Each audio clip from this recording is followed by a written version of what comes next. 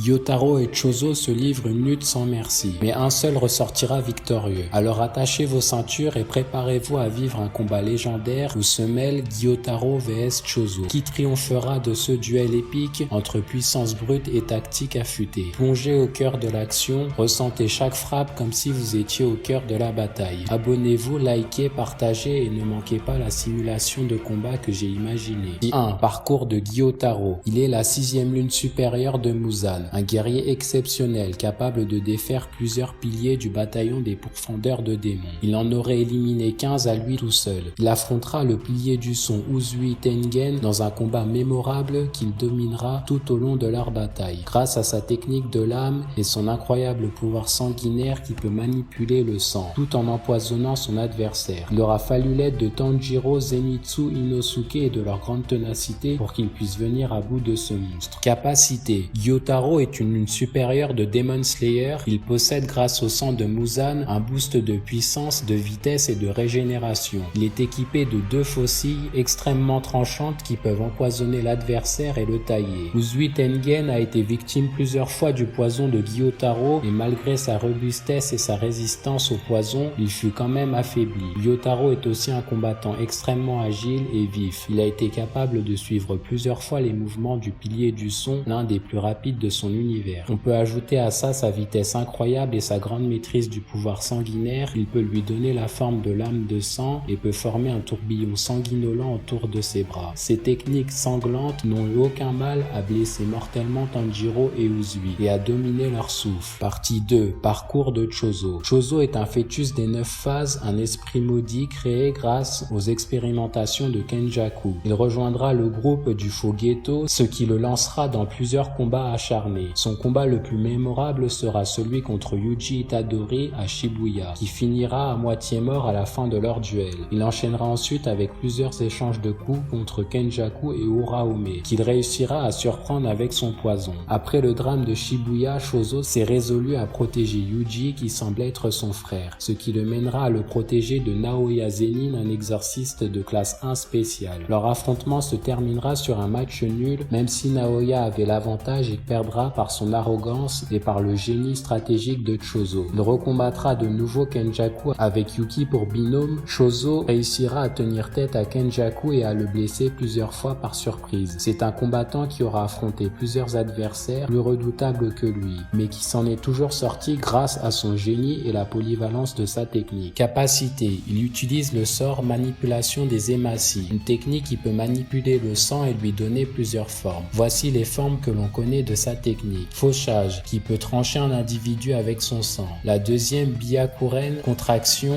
il comprime la pression de son sang pour la libérer. Il y a aussi la redoutable supernova qui a été fatale à Naoya Zenin. Chozo relâche le sang comprimé grâce à contraction dans toutes les directions comme un tir de chevrotine. Mais pour une attaque longue plus optimisée, Chozo peut compter sur le sang perforant, qui fait partie des sorts les plus rapides de l'univers de Jujutsu Kaisen. Il s'agit d'un jet de concentration renforcé par l'énergie occulte qui peut dépasser la vitesse du son, tout en transperçant ou en tranchant son adversaire. En l'agitant, il a pu trancher le cerveau de Kenjaku. Pour son arsenal au corps à corps, il peut compter sur l'élan des écailles rouges qui donne à Chozo un renforcement physique qui augmente toutes ses capacités corporelles à un haut niveau. Cette amélioration a permis à Chozo de tenir tête à Yuji qui est un spécialiste au corps à corps. Il peut s'aider des lames sanguines pour créer des ouvertures ou surprendre l'ennemi, grâce à l'astéroïde du sang qui est une boule sanguinolente qui peut être projetée furtivement. Yuji Itadori a été défait à cause de cette technique cachée. Puis en imitant son frère Eso, il a pu lancer Souverain ailé contre Kenjaku. Cette capacité fait voler Chozo grâce à une paire d'ailes qu'il crée avec son sang. Il pourra projeter des projectiles comme les ghouls ailés de Tokyo Ghoul. Chozo possède une technique très polyvalente pour le combat. Force et faiblesse. Les points forts de Gyotaro sont sa vitesse et son maniement de la lame qu'il peut renforcer grâce à son pouvoir sanguinaire. Son point faible, c'est sa tête. Un coup porté à la tête peut mettre fin à la vie de Gyotaro. Les points forts de Chozo sont sa technique et sa polyvalence. Sa faiblesse dans ce combat sera sûrement son manque d'endurance et sa quantité limitée de sang. Pour gagner face à Gyotaro, il devra faire comme les pourfendeurs et ne pas faire durer le combat. Pour Gyotaro, il sera évident de protéger sa tête et éviter le combat à longue distance. Si Chozo agite sa main comme lors de son affrontement contre Kenjaku, Gyotaro pourrait être surpris par la vitesse et perdre sa tête. Il devra maximiser le combat au corps à corps et empêcher Chozo de prendre de la distance. Chozo est réincarné en tant que fœtus des 9 phases à l'ère Heian. Il marche tranquillement dans un endroit désertique et aride, quand tout d'un coup il tombe sur une créature laide et hideuse. Couvert de pustules sur le visage, il s'agit de Gyotaro. Il semble avoir trouvé sa proie parfaite. Chozo, surpris par l'apparence hideuse de son adversaire, se mit en garde. Mais trop tard, la faucille de Gyotaro fendit sur le visage de Chozo. Il esquive à la dernière minute, mais se fait écorcher par la lame. Chozo sent que quelque chose s'infiltre dans son sang. Il s'agit du poison de Gyotaro. Il ricana à la face de Chozo tout en léchant sa faucille. Il savoure déjà le fait de voir sa proie agonisante. Puis tout d'un coup, une ligne de sang transperce de peu la nuque de Gyotaro et Chozo enchaîne avec un élan des écailles rouges. En boostant son sang et sa vitesse pour atteindre Gyotaro, il fut surpris que son adversaire puisse bouger. Il comprit que Chozo avait une résistance au poison. En effet, Chozo utilisa la manipulation des hématies pour ralentir la vitesse des toxines. Il comprit que le combat ne devait pas durer. Il crée des lames de sang puis accélère à une vitesse incroyable. Il croise le fer violemment avec Gyotaro. Les coups sont surpuissants. Des étincelles scintillent de partout au choc des lames. Chozo est impressionné par l'endurance de Gyotaro. Il utilise toutes ses forces pour trancher les bras de celui-ci, puis envoie un coup horizontal sur la poitrine de Gyotaro. Chozo sent la victoire, mais Gyotaro fait repousser son bras et envoie une puissante lame de sang sur Chozo. Il fut choqué par la régénération ultra rapide du bras de son adversaire. Chozo fut touché par la lame de sang, le désespoir s'empare de lui. Quand tout d'un coup, il se souvient de son premier coup. Gyotaro semblait très inquiet. Il déduit que la tête de Gyotaro pourrait être son point faible. Gyotaro ricana puis se rue sur Chozo. Il réutilise la percée sanglante de travers pour atteindre la nuque de son adversaire. Gyotaro lance son tourbillon de sang puis défait le sang perçant de justesse. Mais tout d'un coup, des milliers de balles sanglantes se ruent sur Gyotaro. Il part tous les coups avec sa faucille, mais subit de nouveau un sang perçant qui déchire sa nuque. Gyotaro profite de l'élan et se rue sur Chozo totalement épuisé, car son sort le vide de quasi tout son sang. Il finit transpercé par Gyotaro qui ricane en hurlant « Tu m'as donné du fil à retordre » tout en ricanant. Chozo sourit puis oriente son coude